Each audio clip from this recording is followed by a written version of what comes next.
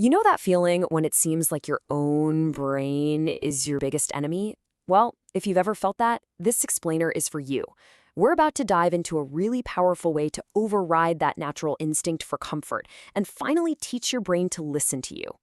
Okay, so let's kick things off with a pretty intense idea. Your brain is not your friend. See, its main job isn't to make you happy or successful, it's just trying to keep you safe. And to your ancient, primitive brain, safe means one thing, keeping you soft, scared, and silent. And this really sets the stage for the central conflict we all deal with, right? It's this daily war between what our brain is programmed to do for survival and what our modern ambitions actually require from us. And this slide just lays it all out so clearly.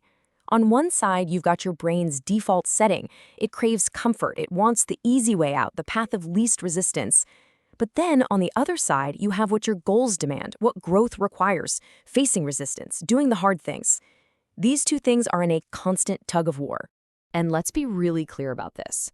Every single time you listen to that little voice inside your head telling you to just wait, to start tomorrow, to scroll for just a few more minutes, you're not just resting. You're actually training yourself to be a slave to your own mind. You become a watcher in your own life, not a warrior. So, the big question is, how do you actually win this war inside your head? Well, it's not about finding some magic motivation pill, that's for sure.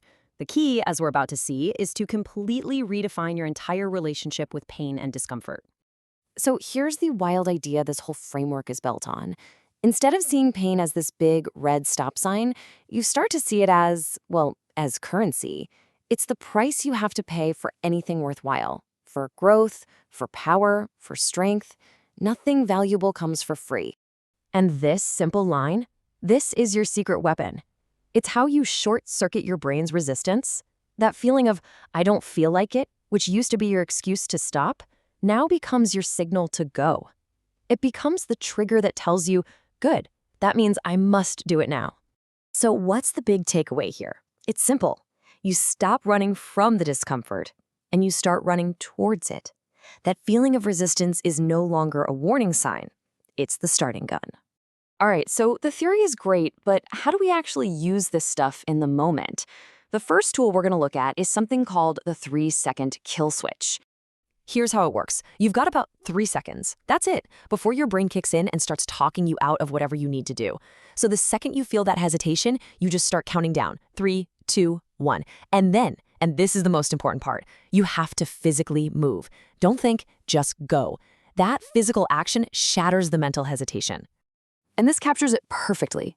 You can't think your way into taking action. It just doesn't work. You have to act your way into a new way of thinking.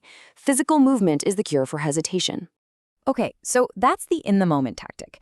But how do you turn this into a real, lasting habit? How do you train your brain to just fall in line every single day? Now, this isn't about some crazy, complicated morning routine you'll never stick to. Nope. The idea is to just pick one daily act of war, one small, deliberate thing that's uncomfortable. Maybe it's a cold shower. Maybe it's doing push-ups. Each one is a little victory that proves you're the one in charge, not your brain. And you gotta remember, the point of all this isn't to feel ready or motivated. The point is to prove that you're in control, no matter how you feel. You just act, again and again, until that voice of resistance finally learns to shut up and follow your lead. All right, so we've covered the tactics. Now we get to the end game. Because this was never just about changing your habits. It's about using all of this to forge an entirely new identity. And this quote, this just nails the whole mindset shift. Most of us wait to feel disciplined. But warriors, they don't wait to feel anything. They just decide who they are, and then they get to work acting like it. The feeling follows the action, not the other way around. You see, the goal here is so much bigger than just getting something done. You're not just rewiring your day, you're rewiring who you are. It's like you're going from that tangled mess of wires on the left to this clean, focused, powerful system on the right. Every hard thing you do is literally reforging your brain into a machine that thrives under pressure. And all of this leads to one final, powerful conclusion. That old version of you, the one that always listened to its brain's excuses, that person dies today. It's a clean break. And that leaves us with this final question. A real challenge, right? The old you is gone. The question is, who are you going to build tomorrow? Because that choice and the power to act on it is all yours.